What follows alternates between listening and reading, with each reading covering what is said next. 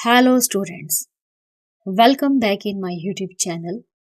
Students, if you are new to my channel, please subscribe my channel and hit the bell icon so you get the latest notifications timely. So students, today's topic is objectives of preparing a trial balance. So let's get start the video.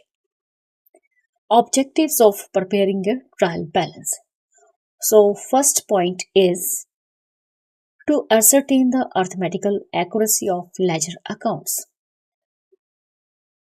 A trial balance is prepared to check the arithmetical accuracy of ledger accounts.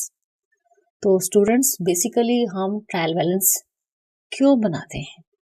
Trial balance हम इसलिए बनाते हैं अपने business में जिससे कि हम अपने लेजर अकाउंट्स की अर्थमेटिकल एक्यूरेसी को चेक कर सकें, यानी कि हमारी ट्रायल बैलेंस की डेबिट साइड और क्रेडिट साइड्स आपस में मैच करती हो, इक्वल हो. If the sum of the debit and credit columns of trial balance is equal, अगर हमारे ट्रायल बैलेंस की डेबिट साइड और क्रेडिट साइड का टोटल इक्वल आता है तो ये माना जाता है कि जो भी पोस्टिंग हमने लेजर अकाउंट्स में की है उसकी टोटलिंग और उसकी बैलेंसिंग जो है वो एक्यूरेट है, यानी कि जो भी हमने डेबिट किया है उसे हमने इक्वली क्रेडिट किया है. तो ये चीज जो है, ये जो पॉइंट है, ये ट्रायल बैलेंस रिप्रेजेंट करता है. Second is completion of double entry.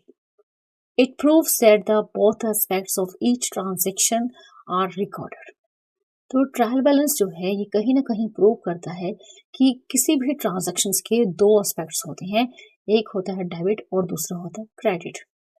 अगर हमारे ट्रायल बैलेंस की दोनों साइड्स इक्वल आती है तो ये माना जाता है कि जो हमारे रिकॉर्ड्स हैं, जो ट्रांजैक्शंस हमने रिकॉर्ड की वो प्रॉपरली रिकॉर्ड की, कंप्लीटली रिकॉर्ड की और हम उस पर पूरी तरह से ट्रस्ट कर सकते हैं.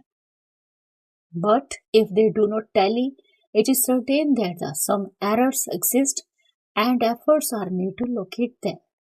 लेकिन अगर किसी केस में हमारे ट्रायल बैलेंस जो है आपस में मैच नहीं करती है, उनका टोटल इक्वल नहीं आता है, तो ये कहीं ना कहीं हम इस चीज को मानते हैं कि कुछ एरर्स जो हैं हमारी ट्रायल बैलेंस में है और हमें कुछ एफर्ट्स करने होंगे इन एरर्स को फाइंड करने के लिए.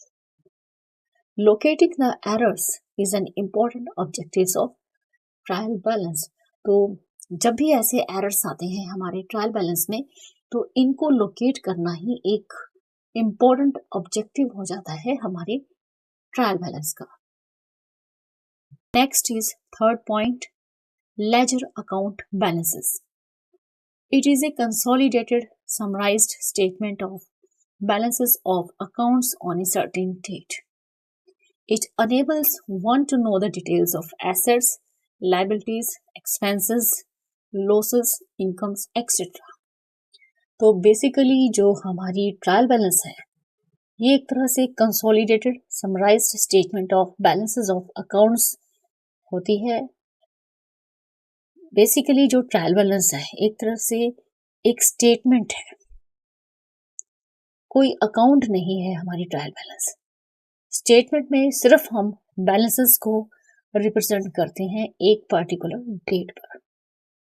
ट्रायल बैलेंस देखते ही हमें पता चल जाता है कि हमारे बिजनेस में हमारी एसेट्स कितनी हैं, लायबिलिटीज कितनी हैं, एक्सपेंसेस कितने हैं, लॉसेस कितनी हैं, इनकम्स कितनी हैं.